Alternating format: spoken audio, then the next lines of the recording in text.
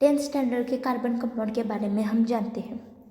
तो हमें इस चैप्टर में क्या क्या देखना है, ये हमें इस जो गुलाबी कलर का जो बॉक्स है उसमें बता है। तो हमें क्या क्या पढ़ना है। Bonds in carbon compounds, hydrocarbons, functional groups and homologous series, chemical properties of carbon compounds.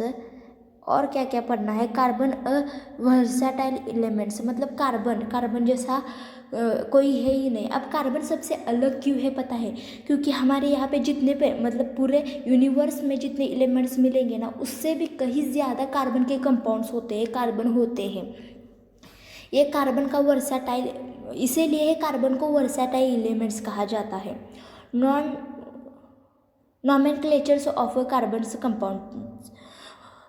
अब नॉमेनक्लेचर के बारे में भी हमें पढ़ना है इस चैप्टर में, और माइक्रोमोलिकुलर्स एंड पॉलीमर्स के बारे में पढ़ना है। तो फिर अब हमें क्या करना है। What are the type of the compounds. पहले हम कार्बन कंपाउंड की थोड़ी सी डिटेल ले लेते हैं, क्योंकि हमें पिछले साल में बहुत कुछ हुआ है लेकिन हमें कुछ याद नहीं है। ये समझकर हम पहले से सब कुछ करते हैं। अब कार्बन क्या है। कार्बन एक एलिमेंट से, ये तो बात सब जानते हैं, जिसका नंबर 6 है, उसका इलेक्ट्रॉनिक कॉन्फ़िगरेशन 2 और 4 है, जिसकी वैलेंसी 4 है। वैलेंसी का मतलब क्या होता है, जो लास्ट नंबर होता है वो मतलब वैलेंसी। लेकिन वैलेंसी की भी एक टेक्निक है कि अगर कहीं भी 5 वैलेंसी नहीं हो सकती। क्यों नहीं हो सकती, क्योंकि अगर हम ले लें कि अगर हम ले लें ऑक्सीजन को, तो ऑक्सीजन का जो नंबर है वो कितना है। ऑक्सीजन का नंबर है 8। तो जो उसका जो इलेक्ट्रॉनिक कॉन्फ़िगरेशन होगा वो ब्रैकेट में लिखा जाता है, वो कितना होगा 2 और 6। अब जो लास्ट जो होता है वो होता है 2 और 6, ये होगा ब्रैकेट में। जो लास्ट होता है वो होता है वैलेंसी। लेकिन यहाँ पे 6 वैलेंसी होगी या नहीं होगी, क्योंकि ये बात आप ध्यान में रखिए, जिस भी नंबर पे 6 आता है उसकी वैलेंसी होती है 2, क्योंकि ये दोनों मिलके 6 + 2 हो जाएंगे 8। इस वजह से अगर किसी के नंबर के लास्ट पर अगर 5 होगा तो उसमें कितने मिक्स करेंगे, जो कि उसका नंबर आएगा 8। तो यहाँ पे आएगा 3, तो उसकी वैलेंसी होगी 3। तो ये वैलेंसी की सबसे ज़्यादा मतलब इम्पोर्टेंट है कि वैलेंसी में ऐसा ही होता है। आप ये याद रखेंगे, ये मैं ऐसा समझती हूँ। और आगे बढ़ते हैं कार्बन कंपाउंड्स की तरफ। कार्बन कंपाउंड्स कैसे बनते हैं पता है, वो ना गेनिंग इलेक्ट्रॉन्स या फिर वो शेयर करते हैं, यानी कि एक कंपनी में जैसे कि शेयर्स किए जाते हैं कि सपोज़ हमने 10 रुपये इन्वेस्ट किए, जो जितने आते हैं 100 में से एक ने 10 किए, एक ने 20 किए। तो फिर क्या होता है, अगर 200 मुनाफा मिला तो जितना कि 10 उसने इन्वेस्ट किए, उसमें से जितने उसने इन्वेस्ट किए उससे और उसका प्रॉफिट किया, वैसे करके 10 देने वाले को कम मिलते हैं और 20 देने वाले को ज़्यादा मिलते हैं। ऐसे ही तो कार्बन कंपाउंड बनते हैं शेयरिंग बॉन्ड से। शेयरिंग का मतलब क्या होता है, शेयर करते हैं। अब जैसे कि कार्बन और ऑक्सीजन में शेयर हो जाए, शेयरिंग करते हैं। वो इलेक्ट्रॉन्स देते नहीं, उसे अपने साथ मिला लेते, अपने आधे शेयर्स होते उसे दे देते, आधे एलिमेंट्स उसे दे देते, ऐसे शेयरिंग होती है। वो कार्बन कंपाउंड जो होते हैं वो कोवैलेंट बॉन्ड होते हैं। 2 टाइप हमें पता है कार्बन कंपाउंड्स के, जैसे कि कार्बन कंपाउंड्स के कंपाउंड्स के 2 टाइप के होते हैं, inorganic compounds and organic compounds. What are the type of compounds. Compounds के कौन से टाइप होते हैं, organic compounds and organic compounds. Organic compounds ऐसा कहा जाता है कि 200 ईयर्स बैक ऑर्गेनिक कंपाउंड्स, यानी कि मतलब कार्बन जो है वो बस और बस ऑर्गेनिक कंपाउंड्स में से मिलता था। ऑर्गेनिक जो कंपाउंड्स होते हैं ऑर्गेनिजम्स से मिलता था, इस वजह से उन्हें ऑर्गेनिक कंपाउंड्स का नाम दिया गया। और दूसरे को इनऑर्गेनिक कंपाउंड्स, जैसे कि कार्बाइड साल्ट से, कार्बोनेट साल्ट से, ये है इनऑर्गेनिक कंपाउंड्स। ऐसे इनऑर्गेनिक कंपाउंड्स होते हैं। लेकिन बाद में ये लेबोरेटरी में सिद्ध हो चुका था, बाद में ये सिद्ध हो गया कि जो कंपाउंड्स मिलते हैं वो बस ऑर्गेनिजम्स में ही नहीं, तो और बहुत सारे ऐसे ठिकानों पे भी हमें कार्बन्स मिलने लगे। तो फिर उनका नाम ऑर्गेनिक कंपाउंड्स से भी कार्बन कंपाउंड्स रखा गया। तो आइए बढ़ते हैं हम इस चैप्टर की तरफ। इस चैप्टर में क्या क्या देखना है ये हमने देख लिया है, तो फिर चलते। In a previous standards we have seen that organic and inorganic compounds are two important types of the compounds. Compounds के ये दो इम्पोर्टेंट टाइप्स है, कौन से? ऑर्गेनिक और इनऑर्गेनिक। मैं बता चुकी हूँ कि क्या है ऑर्गेनिक और इनऑर्गेनिक, फिर से रिपीट करते हैं ताकि आपको समझ आ सके। ऑर्गेनिक यानी कि कार्बन कंपाउंड, जिस कंपाउंड्स में कार्बन होता है उन्हें ऑर्गेनिक कंपाउंड्स कहा जाता है, अर्थात कार्बन कंपाउंड्स कहा जाता है। और बाद में इनऑर्गेनिक यानी कि जिसमें कार्बन नहीं मिलता है उसे इनऑर्गेनिक कंपाउंड्स कहा जाता है। Except materials fabricated from metal and glass soil, several other materials from foodstuffs to fuels are made up of organic compounds. The essential elements is all the organic compounds is carbon. सबसे important element है कि कौन सा है? Carbon. ये सबसे important है, ये बताया गया है इस लाइन में। About 200 years back, it was believed that organic compounds are obtained directly and indirectly from the organisms. मतलब क्या कि 2000 ईयर्स पीछे, 200 ईयर पीछे ये कहा गया था कि जो ऑर्गेनिक कंपाउंड्स होते हैं, मतलब जिनमें कार्बन होता है, इसेंशियल होता है यानी कि इम्पोर्टेंट होता है, वो मिले जाते थे बस ऑर्गेनिजम्स में, मतलब सजीव में, सजीव जो हम कहते हैं उन्हें, वहाँ मिले जाते हैं कि उनमें मिले जाते थे। लेकिन अब क्या हुआ कि वो बाद में लैबोरेटरी में ये सिद्ध हो गया कि मिले जाते हैं, और भी ऐसे जगह है वहाँ पे मिले जाते हैं, या फिर बहुत सारे ऐसे कार्बन जो हमने पहले ही कहा था कि कार्बन कंपाउंड्स ऐसे एलिमेंट्स हैं जो कि बहुत सारे हैं, यानी कि सब में ज़्यादा है। हमारे जितने एलिमेंट्स होते हैं बाकी के मिलाकर भी हम कर ले तो भी कार्बन कंपाउंड्स उनसे भी ज़्यादा है। The organic compounds reversible a new identity as carbon compound. बाद में अगर ये प्रूफ हो गया कि बस ऑर्गेनिजम्स में कार्बन्स नहीं मिलते, इस वजह से उन्हें एक नया नाम दिया गया, वो है carbon compounds.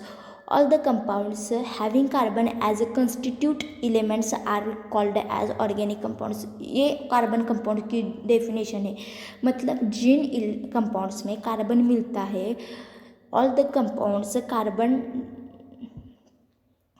The compounds having carbon as a constitute elements, important element है कार्बन, जो कि सारे कंपाउंड्स में, जिस कंपाउंड में कार्बन मिलता है उन कंपाउंड्स को कार्बन कंपाउंड्स कहा जाता है। द कंपाउंड्स कार्बन, अब ये क्या कहा गया है देखो, the compounds carbon dioxides, carbon monoxide, carbonate salts and bicarbonate salts are exceptional यानी कि ये the compounds carbon dioxide, carbon monoxide, carbon salt, carbonate salt and bicarbonate salt are exceptional. They are inorganic compounds of carbon. ये inorganic compounds है, ये यहाँ पे कहा गया है। अब देखते हैं, आगे बढ़ते हैं। Bonds in carbon compounds, you have learn about the inorganic compounds in a previous chapter. Inorganic compounds क्या होते हैं? जिनका मेल्टिंग पॉइंट, बॉइलिंग पॉइंट सबसे ज़्यादा होता है, वो इनऑर्गेनिक कंपाउंड्स होते हैं। हमने बहुत बार पिछले चैप्टर में या फिर पिछले साल भी हमने पढ़ा था, पिछले चैप्टर में भी था इनऑर्गेनिक कंपाउंड्स के बारे में। You have seen that ionic compounds, bonds in carbon compounds. You have learned about the ionic compounds in a previous chapter. We have seen that ionic compounds have high melting and boiling point. They conduct electricity in the molten and dissolved states. You have also seen that these properties of ionic compounds are explained on the basis of the ionic compounds in them. हमने ionic compound के बारे में पढ़ा है पिछले chapter में। पिछले साल भी बहुत कुछ था आयोनिक कंपाउंड के बारे में। You have seen that ionic compounds have high melting and boiling point. Ionic compound को हाई मेल्टिंग और बॉइलिंग पॉइंट होता है। मेल्टिंग और बॉइलिंग पॉइंट जिसका ज़्यादा होता है उन्हें ही कहा जाता है ionic compounds.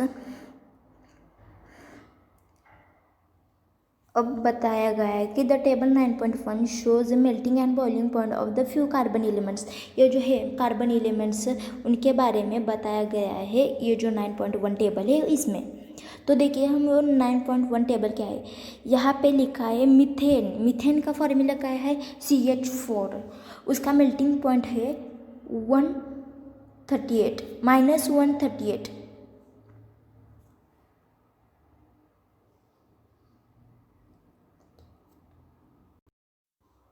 The table 9.1 shows melting and boiling point of a few carbon compounds. Are these valuable high or low as compare to the ionic compounds. अब कंपाउंड्स में अब 9.1 जो है वहाँ पे कंपाउंड्स दिए गए हैं वो चार टेबल में वहाँ पे दिया गया है कि सम कार्बन्स फ्यू मतलब मेल्टिंग एंड बॉइलिंग पॉइंट्स क्या दिया है, मीथेन जिसका फॉर्मूला है CH4। मीथेन यानी कि CH4 -183 और बॉइलिंग पॉइंट है -162 डिग्री सेल्सियस के आगे लगा है, ये ध्यान में रखिए। इथेनॉल, इथेनॉल का फॉर्मूला क्या है CH3CH2OH जिसका मेल्टिंग पॉइंट है -170, बॉइलिंग पॉइंट है 78। और ये जो तीसरा है क्लोरोफॉर्म, ये CHCl3, इसका फॉर्मूला है मेल्टिंग पॉइंट है -64 एंड बॉइलिंग पॉइंट है 61। अब देखते हैं एसिटिक एसिड। एसिटिक एसिड हमें पता है जिसका फॉर्मूला है CH3COOH। हमने पिछले साल एसिटिक एसिड की बहुत सारी एक्टिविटीज़ की है। मेल्टिंग पॉइंट है 17 एंड बॉइलिंग पॉइंट है 118। सबसे हाई है ये कार्बन कंपाउंड्स में in the table. Generally, the melting and boiling point of a carbon compounds are found to be lower than 300 degree Celsius. अब हमने ये तो हम कह ही सकते हैं कि 300 डिग्री सेल्सियस से कम ही होता है, क्योंकि ये जो 9.1 चार्ट दिया है इसमें सारे जो इलेक्ट्रॉन्स है कंपाउंड्स है वो क्या है lower than 300 degree Celsius 300 degree Celsius. From this we understood that we understood that the intermolecular attractive force are weak in carbon compounds। मतलब हम ये कह सकते हैं कि इंटरमोलिकुलर अट्रैक्टिव फोर्स वीक होता है, होता ही एक्चुअली होता ही है। In the previous standard on testing the electrical conductions of the carbon compounds glucose and urea, you have observed that they are not electrical conductors. Generally most of the carbon compounds are found to bad conductors। मतलब bad conductors of the electricity, मतलब क्या होता है कि वो bad conductors होते हैं, यानी कि जो कार्बन होता है वो कार्बन की वजह से Generally, most of the carbon compounds are found to be bad conductors of the electricity। Carbon compounds, बहुत सारे कार्बन कंपाउंड्स बैड कंडक्टर्स होते हैं इलेक्ट्रिसिटी के लिए, ये यहाँ पे कहा गया है। From it we understood that structure of most of the carbon compounds lack ionic bonds। It means that the chemical bonds in a carbon compounds do not produce ions। मतलब इसका मतलब क्या कहा है, फ्रॉम इट अंडरस्टूड दैट मतलब इसमें हमें समझ में आया है कि structures of most of the carbon compounds, मतलब स्ट्रक्चर यानी कि structure of the carbon compounds यानी कि जो उनका आकार होता है, structure of the carbon compounds lack ions bonds, मतलब लैक आयन्स बॉन्ड्स होते हैं यार, हाँ होते ही है ना, मतलब उनका स्ट्रक्चर वैसा होता ही है। It means that the chemical bonds in a carbon compounds do not produce ions. वो प्रोड्यूस आयन्स को प्रोड्यूस नहीं कर सकते, वो आयन्स को बना नहीं सकते हैं। यहाँ पे कैन यू रिकॉल में हमें दिखा है what is mean by chemical bonds. Chemical bonds और फिजिकल बॉन्ड्स, ये हम पहले ये समझ में लेता है फिजिकल चेंज और केमिकल चेंज, क्योंकि अगर हम ये नहीं समझ में आएगा केमिकल और फिजिकल का डिफरेंट क्या है तो फिर हम बॉन्ड का डिफरेंट कैसे समझ में पाएंगे। तो हम देखते हैं केमिकल और फिजिकल चेंज के बारे में। पहले केमिकल चेंज यानी कि क्या, फिजिकल चेंज यानी कि क्या होता है कि अगर वाटर को हम अगर कोल्ड कोल्ड में रखते, कोल्ड जगह पे रख दे, जैसे कि फ्रिज में, डीप फ्रिज में हम रख दे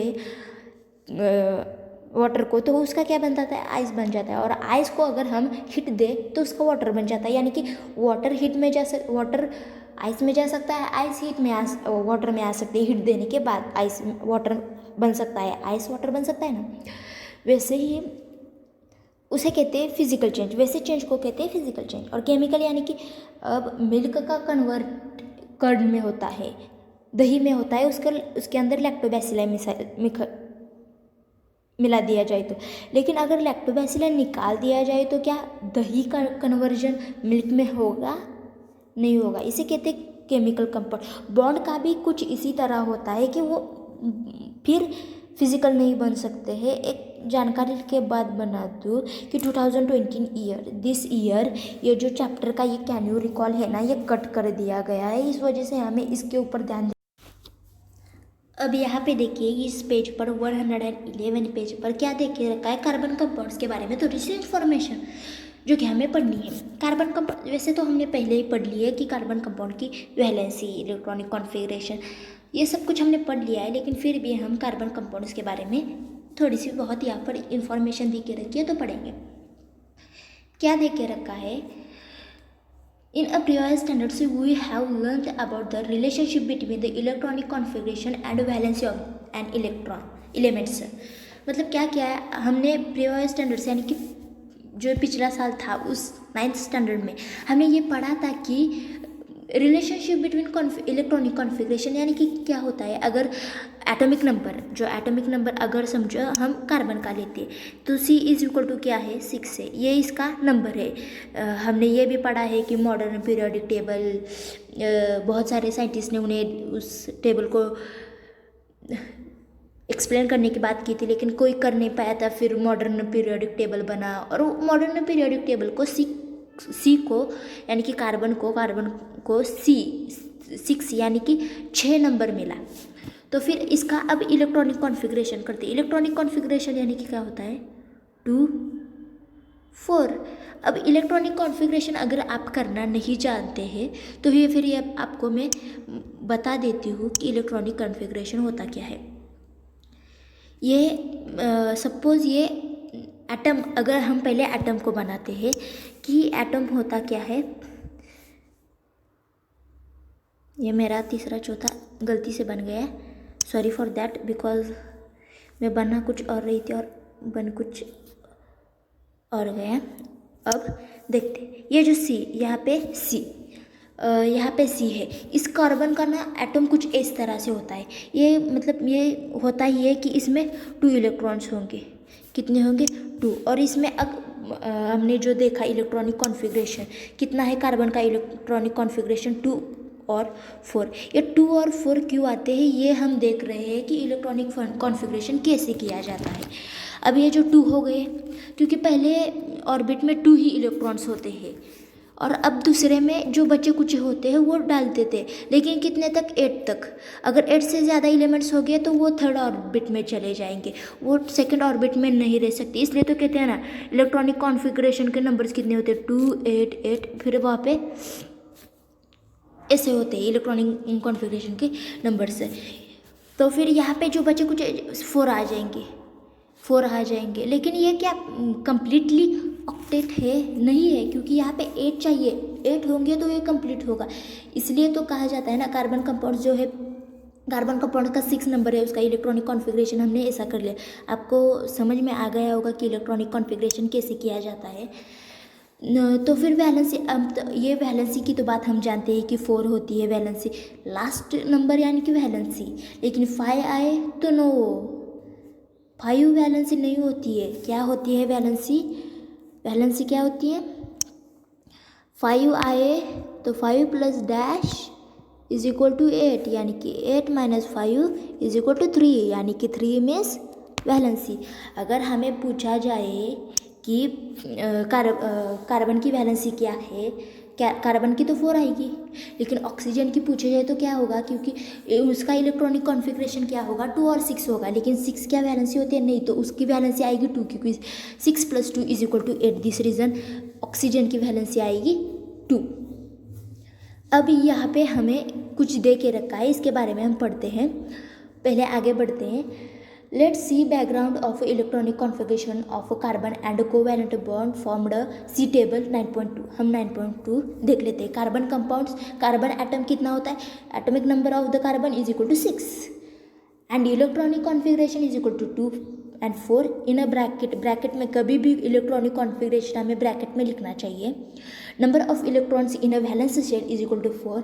near by noble gas and the electronic configuration. Helium का कॉन्फ़िगरेशन, हेलियम, अब hydrogen, helium, lithium, beryllium, boron, carbon, ये तो हमें पता ही। तो हेलियम का एटॉमिक नंबर कितना 2 और नियॉन का ये 2 और 8 इसका इलेक्ट्रॉनिक कॉन्फ़िगरेशन दिया है, उसका नंबर तो 10 है। कॉन्फ़िगरेशन है ये, मतलब ये क्या है पता है, ये नोबेल गैसेस है। नोबेल गैसेस, इनर्ट गैसेस हमने मॉडर्न पीरियोडिक टेबल में देख लिया था कि noble gases, inert gases, halogens क्या होते हैं, अल्कलाइन अर्थ मेटर्स, ये जो सब कुछ पढ़ लिया था। मतलब क्या होता है, इनके ऑक्टेव पूरे तरह से होते हैं। अब दो, पहले में हमने ये पढ़ लिया था कि पहले ऑर्बिट में बस 2 इलेक्ट्रॉन्स होते और इसमें हेलियम में 2 है। अब नियॉन में 2 और 8, पहला और दूसरा नियॉन का पूरी तरह से हो चुका है, इस वजह से ये भी ऑर्बिट फुल है। इसे नोबेल गैस और हैलोजेंस कहते हैं। ये समझ में आ गए। अब इनका देखना है। अब हमें ये नियॉन और हेलियम क्यों दे के रखा है, ये अब हमें आगे पता चलेगा। You have seen that the driving force behind the formation of bonds by an atom is attain the stable electronic configuration for the nearby noble gases obtained stability. ये तो पढ़ा है, नोबेल गैस फुल मतलब stable electronic configuration होता है, मतलब क्या, वो ना ही इलेक्ट्रॉन्स लेते हैं ना ही देते हैं। अब नियॉन तो फुल है, मतलब क्या है, उसका पहला ऑर्बिट और सेकंड ऑर्बिट जो है वो क्या है, ये पहला ऑर्बिट और ये सेकंड ऑर्बिट क्या है। यहाँ पे मैं यहाँ पे कलर बदल लेती हूँ, क्योंकि यहाँ पे 2 और यहाँ पे 8 है, इस वजह से इसे ज़रूरत ही नहीं है कि किसी और जो एटम है उससे साथ बॉन्ड करने की, उससे मदद लेने की ज़रूरत है क्या, यहाँ पे नहीं है, क्योंकि ये भी फुल है, ये भी फुल है। हेलियम का भी कुछ वैसा ही है, पहला ऑर्बिट जो 2 का होता है, वो फुल है, इस वजह से उसे ज़रूरत है किसी की लेने की, ये फुल है, किसी की मदद लेने की ज़रूरत है नहीं। इसलिए इन्हें नोबेल गैस और इनर्ट गैस, इनकी in periodic table in second chapter इस 10th के साइंस पार्ट 1 में सेकेंड चैप्टर है पीरियोडिक टेबल, वो बहुत इंपॉर्टेंट है। हालांकि 9 कार्बन कंपाउंड ये भी इम्पोर्टेंट है, मगर उसमें मतलब जो मॉडर्न पीरियोडिक टेबल है उस टेबल में आपको बताया गया है कि नोबेल गैसेस अलग से लिखे हैं, अर्थलाइन अल्केमेटर्स वो अलग लिखे हैं, वो आप याद कर लिए, मतलब आपको समझ में आएगा कि नोबेल गैसेस होते क्या है और कौन कौन से एटम्स किसी के साथ भी शेयरिंग नहीं कर सकते हैं। आगे बढ़ते हैं। Noble gas obtained stability. As the valence shell of the carbon contains 4 electrons, there can be many attractive routes of attain a Nobel gas configuration. अब देखते हैं कि नोबेल गैस मतलब कैसे नहीं हो सकता, कार्बन कंपाउंड्स शेयरिंग क्यों करते हैं, कि वो क्यों गेनिंग और टेकिंग इलेक्ट्रॉन्स। अब मैं इसका पहले आपको गेनिंग और टेकिंग मतलब जो ये शेयरिंग कैसे करते हैं ये बता देते हैं हम। अब देखो कार्बन कंपाउंड्स, ये यहाँ पे हम 2 ले लिए। अब इसके बारे में हम, ये सपोज हाइड्रोजन है, सॉरी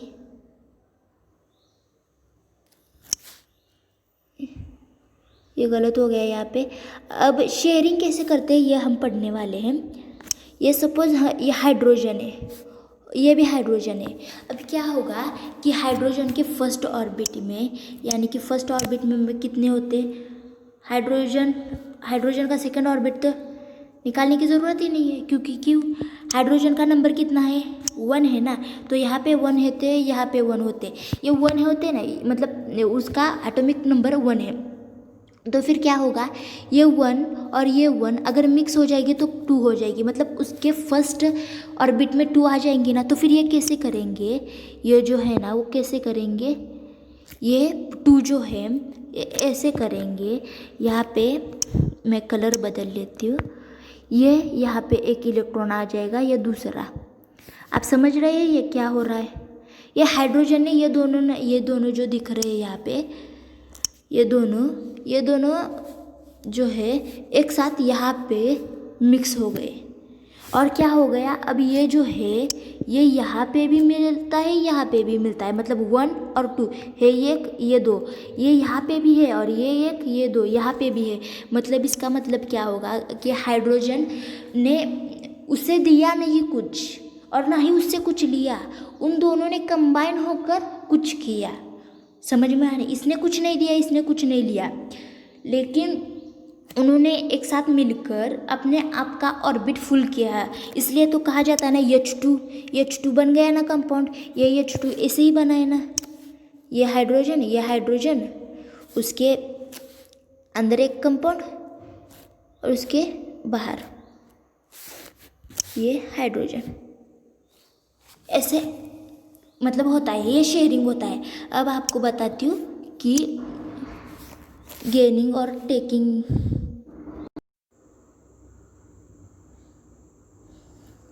कार्बन कंपाउंड्स कैटेलेशन होते हैं, कैटेलेशन मोर होते हैं। कार्बन मोर क्यों होते हैं, मतलब मोर यानी कि ज़्यादा सारे। अब कार्बन ज़्यादा क्यों होते हैं, क्योंकि वो कैटेलेशन करते हैं, कैटेलेशन पावर होती है, उनके पास कैटेलेशन पावर होती है, इस वजह से कार्बन ज़्यादा होते हैं। वो किसी के साथ भी ना शेयरिंग कर सकते हैं, इस वजह से कार्बन होता है। अब हम कार्बन के अगर कंपाउंड्स देखें तो कितने, CaCO2, Cl CH3O7, C6H12O7, बहुत सारे ऐसे कार्बन कंपाउंड्स हमें मिलेंगे। अब हम जाते हैं कि नोबेल है, ये हमने पढ़ा, there can be many alternative rotates to attain a noble gas configuration. अब फर्स्ट देखते हैं, to attain the configuration of a noble gas helium He, जिसका एटॉमिक नंबर है 2 और इलेक्ट्रॉनिक कॉन्फ़िगरेशन भी 2 आएगा क्योंकि पहला ऑर्बिट फुल है। To attain the configuration of a noble gas helium का जिसका एटॉमिक नंबर है 2 और इलेक्ट्रॉनिक कॉन्फ़िगरेशन भी 2 आएगा। क्यों, क्योंकि पहला ऑर्बिट फुल है, इस वजह से दूसरे ऑर्बिट में एक भी इलेक्ट्रॉन नहीं है। तो फिर हेलियम का कॉन्फ़िगरेशन क्या आएगा, 2। losing one after another all the 4 valence electrons in this matter, the net positive charge on the carbon atoms goes in increasing। अब यहाँ पे हम जानते हैं कि यहाँ इस कंडीशन में क्या बताए, ये मैं बना लेती हूँ क्योंकि आपको बात बात पर मतलब एक्सप्लेन करना हो जाए। सपोज ये कार्बन है,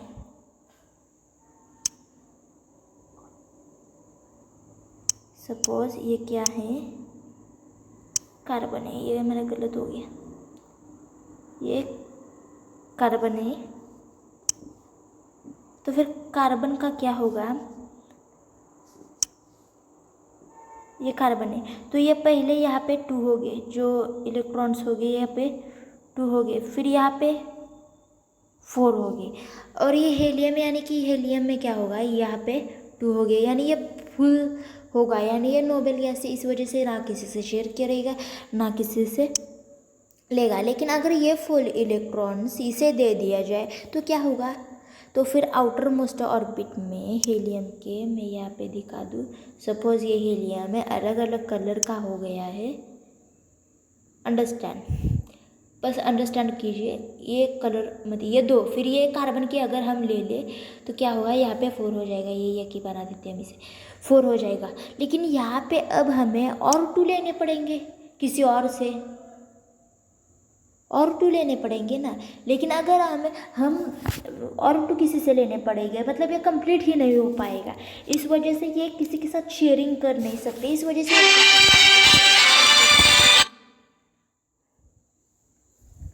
पे क्या हो गई, फर्स्ट पॉसिबिलिटी जो है हमारी वो लॉस्ट हो गई, यानी कि वो नहीं हो पाएगी। तो फिर यहाँ पे लिखा है कि C4, तो फिर क्या मोर देन C4 कटायन, अगर C4 प्लस, ये अब प्लस की साइन ये करी यहाँ पे, आपको यहाँ पे मैं बता दूँ कि प्लस साइन क्यों लगती है, ये हमें पता है ना। अगर कोई इलेक्ट्रॉन किसी और इलेक्ट्रॉन को दे देता है इलेक्ट्रॉन्स, तो उसे प्लस कहते हैं, और जो लेता है उसे माइनस लगता है, 4 माइनस। यानी कि हीलियम को अगर ले लेता तो उसे 4 माइनस लगता, लेकिन उसने लिया नहीं क्योंकि वो ऑलरेडी कंप्लीट है। लेकिन हमने ये करके देखा कि अगर वो कार्बन 4 इलेक्ट्रॉन्स दे दे तो क्या होता है। More over the 4 plus C4 plus cation that would ultimately form in this process because unstable in a split of its noble gas configuration, because it has a small size with a higher net charge. Therefore carbon atom does not take this route to attain a noble gas configuration. तो फिर ये नहीं होगा, ये नहीं कर पाएगा, ये यहाँ पे फर्स्ट कंडीशन में बताया है। एक्चुअली ये फर्स्ट टू थर्ड दिए क्यों है, क्योंकि कार्बन कंपाउंड शेयरिंग क्यों करते हैं, वो एक दूसरे को इलेक्ट्रॉन्स दे क्यों नहीं देते हैं, ये बताने के लिए हमें यहाँ पे first second and third conditions दी है। To attain the stable configuration of a noble gas neon. अब नियॉन के बारे में देखते हैं। नियॉन क्या है, वो भी नोबेल गैस है। नियॉन क्या है, वो भी नोबेल गैस है। उसका जो इलेक्ट्रॉनिक कॉन्फ़िगरेशन हो वो कितना है, इलेक्ट्रॉनिक कॉन्फ़िगरेशन है 2,8। ये तो हमने पढ़ लिया, उसका इलेक्ट्रॉनिक कॉन्फ़िगरेशन 2,8 है। सपोज ये नियॉन है, नियॉन मतलब यहाँ पे 2, और इसके जो आउटर मोस्ट शेल में हो गए 8। ये मैं यहाँ पे बॉन्ड्स नहीं निकाल पा रही हूँ, अब निकाल पा रहूँगी, आप समझ लेना। ये हो गए 8। तो फिर ये ऑलरेडी कंप्लीट है। यहाँ पे मैं ये रफ ही कर देती हूँ, नहीं अच्छा बनाइए, मुझे अच्छे पसंद है, बुरे नहीं पसंद है। ये मैंने रफ कर दिया। सपोज मैं डबल बनाती हूँ इसको फिर से एक बार। ये नियॉन है, नियॉन है, यहाँ पे 2 बॉन्ड से जो यहाँ पे ये इलेक्ट्रॉन ज़रा हट गए, अब समझ लेना कि अंदर है। 2 है, 8 है, ये फुल है। फिर भी हम करके देखेंगे कि इसको अगर कार्बन को दे देगा तो। अब देखते हैं। To attain the stable configuration of a noble gas neon by accepting one by one as the 4 electrons in the valence shell. In this method, the net negative charge on the carbon atom goes on increasing while accepting very new electrons. Therefore, more energy is required for accepting the next electrons by overcoming the increasing repulsive force,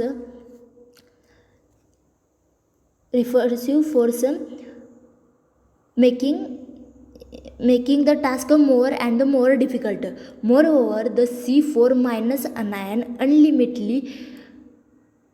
ultimately formed would be unstable, making it different for the nuclear charge +6 to hold 10 electrons around it.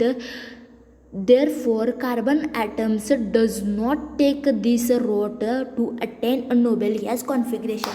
होगा क्या, अगर suppose ये carbon है,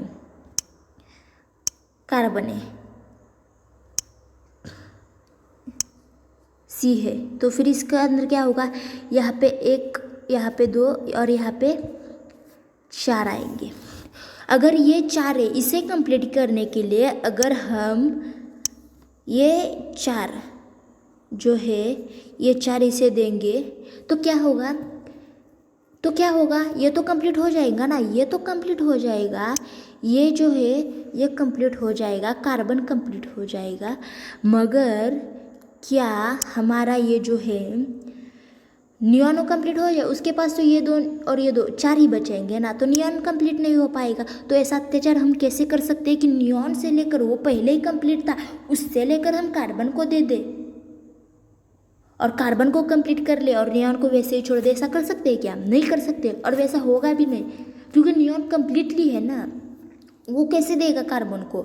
तो फिर इसलिए neon carbon को 4- charge नहीं लग सकता, ये यहाँ पे कहा गया है। इसलिए सेकंड पॉसिबिलिटी जो है वो भी डिलीट हो जाती है, वो भी इम्पोर्टेंट नहीं है। अब थर्ड पॉसिबिलिटी के बारे में पढ़ते हैं। To attend the configuration of neon by sharing 4 electrons of valence shell with 4 valence electrons of other atoms.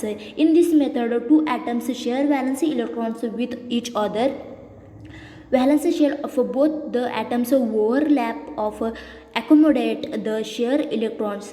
As a result, both of the atoms attain a noble gas configuration without generating any net charge on them, which means that atoms remains electrically neutral. Due to these factors, atom attained stability. Therefore, carbon atoms adopt this route of attain a noble gas configuration. अब यहाँ पे क्या बताया गया है, ये देख लो, ये है हाइड्रोजन, ये है हाइड्रोजन। अब देखते हैं यहाँ पे क्या होगा। हाइड्रोजन, हाइड्रोजन यानी कि इसका क्या होगा, एटॉमिक नंबर 1 होगा। अब ये 1 होगा, अगर ये हम इसे देंगे, इसे हम देंगे या फिर इससे हम लेंगे तो क्या होगा, इसका नहीं मिलेगा ना, इसके पास नहीं रहेगा, इसके पास नहीं रहेगा। तो फिर क्या करेंगे हम, इस हाइड्रोजन को इस बॉन्ड में हम क्या करेंगे, ये सपोज जो है हमारा, मैं ये अलग कलर से डिनोट करती हूँ क्योंकि यहाँ पे समझ में नहीं आ रहा है ना। ये बॉन्ड ज़रा सटक गया है, आप समझ लीजिए। अगर ये जो बॉन्ड है, अगर हम फिर इसका ये एक और इसका ये एक,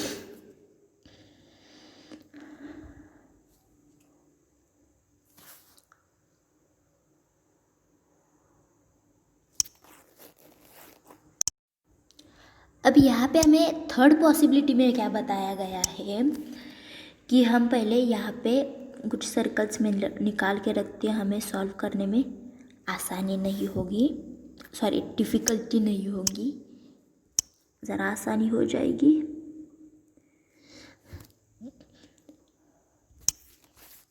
देखते हैं अब, ये जो है, ये सपोज ये हाइड्रोजन है, क्या है, हाइड्रोजन है, ये भी हाइड्रोजन है, यानी कि इसका एटॉमिक नंबर 1 है। इसमें सॉरी ये कैसे आ गया, मैंने ये कैसे लिख लिया, ये नहीं है, ये नहीं है, ऑर्बिट टूट गया मेरा, कोई बात नहीं। ये जो हाइड्रोजन है उसका एक है और हाइड्रोजन का एक है, मतलब एटॉमिक नंबर 1 है, इसलिए इस शेल में एक ही है। लेकिन हमें पहला शेल कंप्लीट करने के लिए क्या चाहिए, 2 एटम्स चाहिए। तो फिर हम क्या कर लेंगे, ये अगर इसको देता है, ये अगर इसको देता है तो ये इसे नहीं मिलेगा ना, और अगर ये इसे देगा तो इसे नहीं मिलेगा। तो क्या करेंगे, हम दोनों को, इन दोनों को मिक्स कर देंगे, इन दोनों को मिक्स कर देंगे और ऐसा बना देंगे। आप देख रहे हैं, ऐसा बना देंगे।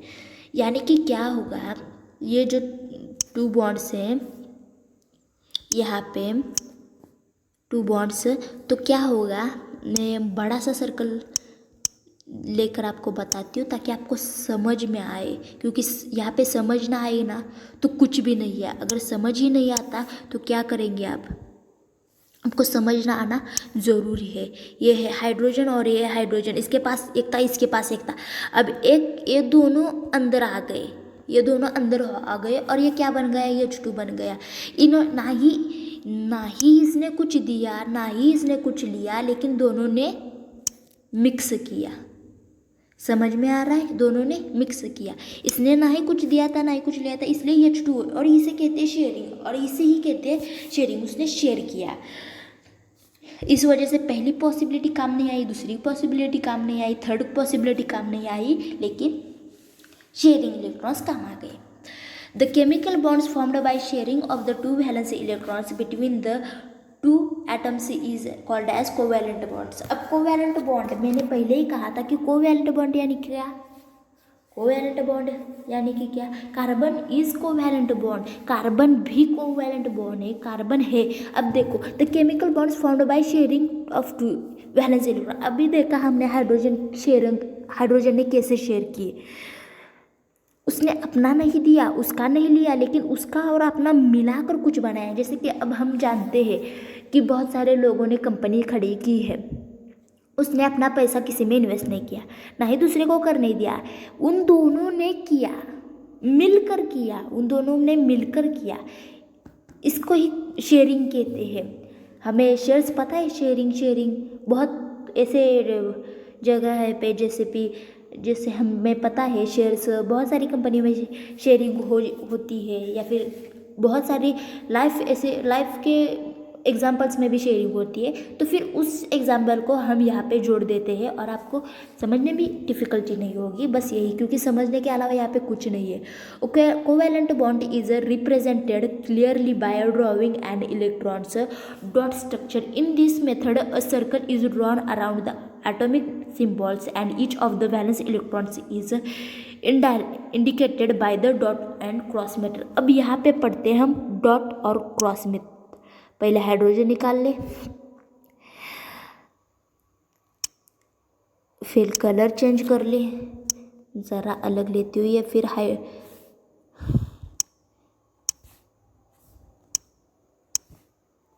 हाइड्रोजन, ये इन दोनों के अंदर हम हाइड्रोजन लिख लेते हैं, इसका एक होगा, इसका एक होगा।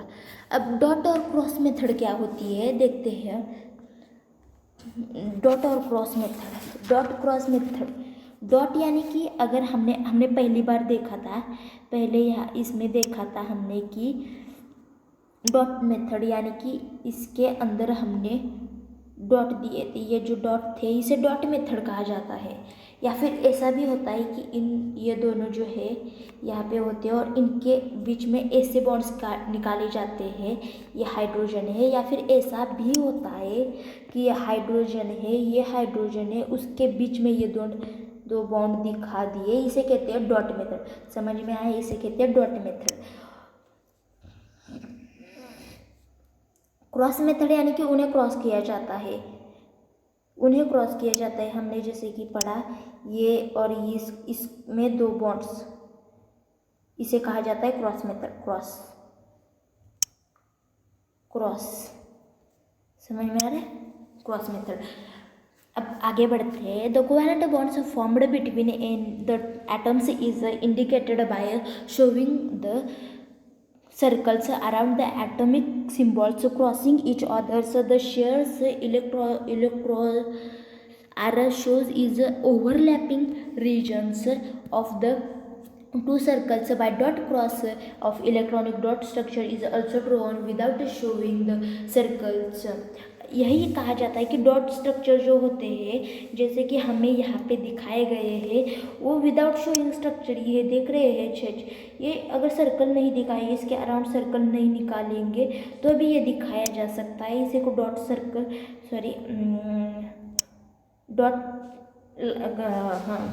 डॉट स्ट्रक्चर कहा जाता है। और ये क्या होता है, क्रॉस स्ट्रक्चर होता है। याद रखेंगे, अगर कहा जाए डॉट स्ट्रक्चर निकालो तो हमें यही निकालना है, और अगर क्रॉस स्ट्रक्चर निकाला जाए तो हमें यही निकालना है, इसके अलावा कुछ नहीं निकालना है। क्यों ऐसा ना हो आप डॉट के अलावा क्रॉस निकाले, क्रॉस के अलावा डॉट निकाले, ऐसा ना करें।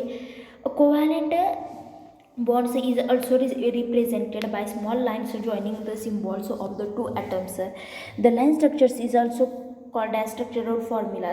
लाइन स्ट्रक्चर हमने देखा, ये लाइन स्ट्रक्चर, इसको स्ट्रक्चरल फॉर्मूला भी कहा जाता है, ये यहाँ पे बताया गया है।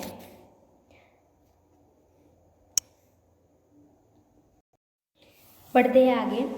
Let us first look at the hydrogen molecular which is a simple example of the molecules formed by covalent bonding।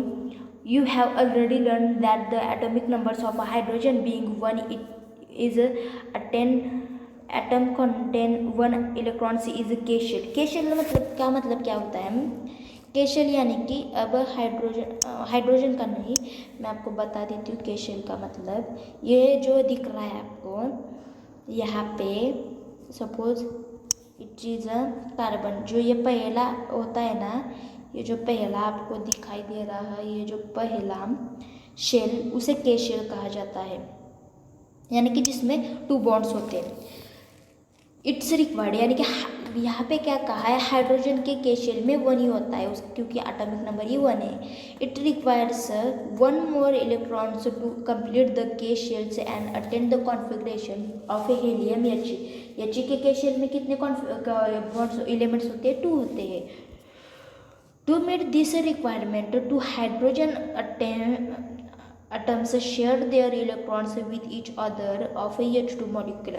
H और H के इलेक्ट्रॉन में एक है, H के इलेक्ट्रॉन में एक है, मतलब 2 H अगर एक दूसरे के साथ शेयर करें तो वो कंप्लीट बन सकते हैं, कंप्लीट हो सकते हैं और H2 मॉलिक्यूलर बन सकता है। One covalent bond that is a single bond is formed between 2 hydrogen bonds by sharing of 2 electrons। See figure 9.3।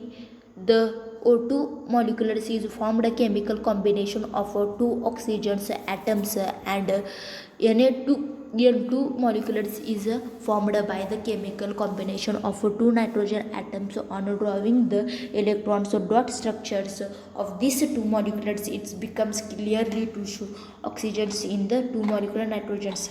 Nitrogen और नाइट्रोजन मिल जाए तो भी बन सकता है, ऑक्सीजन और ऑक्सीजन मिल जाए तो भी बन सकता है, क्योंकि ऑक्सीजन के आउटर मोस्ट शेल में 4 होते हैं। अगर वो 2 और 2 का कॉम्बिनेशन यहाँ पे बताया गया है, हमें दिखाया गया है, यहाँ पे 2 का अगर कॉम्बिनेशन किया जाए तो बन सकता है ना वो कम्प्लीटली।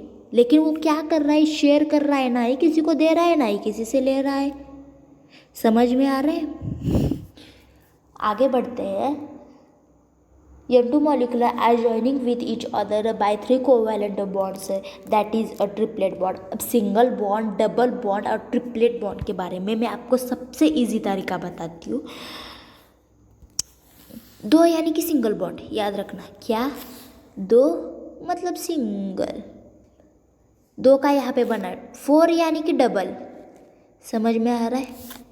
4 यानी डबल, 2 यानी कि सिंगल, 4 यानी कि डबल और 3 यानी कि ट्रिपल, 6 यानी कि ट्रिपल, यानी कि 3 का मल्टी 3 इंटू 3 कितना होता है? 6। सॉरी, 3 का डबल कितना होता है? 6। यानी कि याद रखना 6 इलेक्ट्रॉन्स हुए तो ट्रिपल। 4 2 का डबल कितना होता है? 4। तो कि 4 हुए तो डबल, 2 हुए तो 1, यानी कि सिंगल डबल ट्रिपल। समझ में आ रहा है? अब देखते हैं, मैं बताती हूँ कि सिंगल इसे हम फाइंड कैसे करें। मतलब ये सिंगल बॉन्ड है, ये ट्रिपल बॉन्ड है, ये कैसे। अब हम लेते हैं कार्बन, ये कार्बन, सपोज ये कार्बन है, तो फिर क्या होगा, ये जो एक्चुअली एक बात आपको बता दूँ कि ये अगर कार्बन है, ये कार्बन का कंपाउंड है, यहाँ पे C है, इसके यहाँ पे 2 है, यहाँ पे 4 है।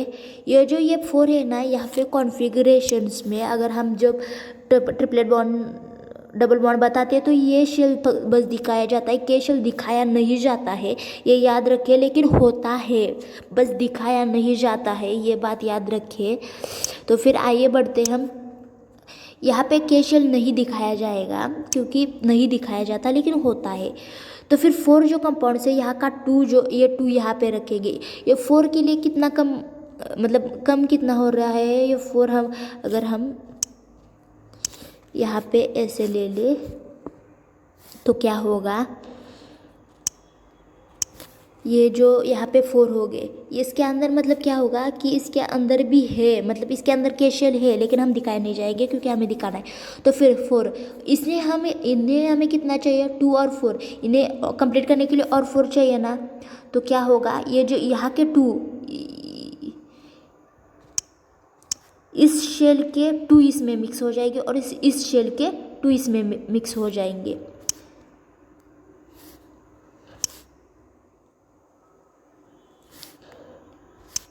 इस शेल के 2 मिक्स हो जाएंगे और ये बाद में इसमें कितना रहेगा? 4 और ये 2, ये 4।